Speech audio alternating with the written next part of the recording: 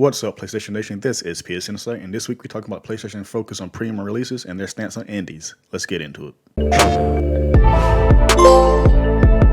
In a recent interview by Shuhei Yoshida by Games Industry Biz, he's been stated that PS Plus is not what you really think or what people expect it to be. You see Microsoft's current subscription service, Game Pass, you see that they release games day one, AAA games or indies, where PlayStation is kind of different from that. They believe in premium releases, so Shuhei Yoshida has stated as, quote, "Our approach is like we like to help publishers manage their life cycle of game. It's like when a movie comes out in the theater first, then goes to pay-per-view or streaming or television. Every time it generates new revenue or broader audience. So in the same kind of way, we believe in premium release of a title, but after 6 or 12 months when the game sales come down, inclusion to PS Plus can help resurface these games." And you're probably wondering, what about Stray? Didn't it come out this year on PS Plus? Well, yeah, he said that's an anomaly actually, which is really surprising. So my take on this, I think this is an interesting take. I get where he's coming from. He wants his games to release like normally for $67. And over time when his games, after they I guess hype kind of dies down a bit, they throw them on the servers, because clearly you get PlayStation Plus catalog. There's a lot of old games out there, not old games, but games that have been out for like a year maybe or two. The recent biggest release was probably Deathloop, which came out literally last year around this time. It's finally on PS Plus, we look like a year later.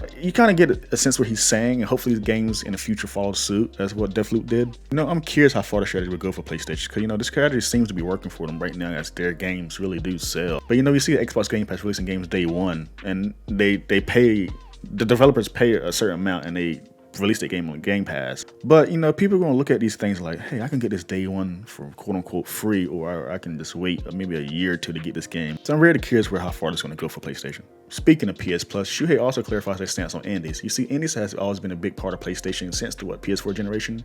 Remember the slogan, PlayStation loves indies? It seems like they're continuing that with this generation. Shuhei even said there's 100 games on PlayStation Plus that are indie games, and there's clearly more coming. So more story, it's kind of seeing like this interview is about Sony clarifying PS Plus going forward. We kind of knew this stuff, or at least to me at least.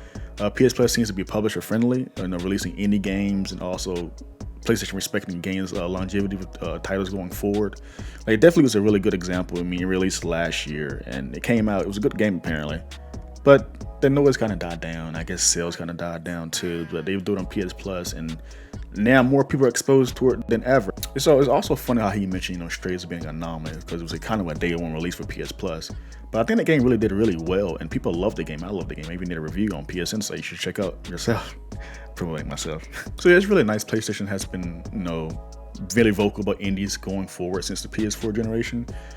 People don't really care for indies because they're smaller and cheaper titles, but that doesn't seem to be the case with PlayStation. PlayStation believe in those developers and their product, and those games usually are sometimes better than AAA games. So yeah, PS Plus seems to be a good way for people to experience games they never seen before, couldn't play, or like smaller indie titles. And that wraps up this video. It's a really short news week for PlayStation. Decent news. I'm glad PlayStation kind of clarified things going forward, and hopefully people actually read these and watch this interview. Shuhei, I put a link in the description. It's a really decent interview, but more importantly, clarify things for PlayStation Plus going forward.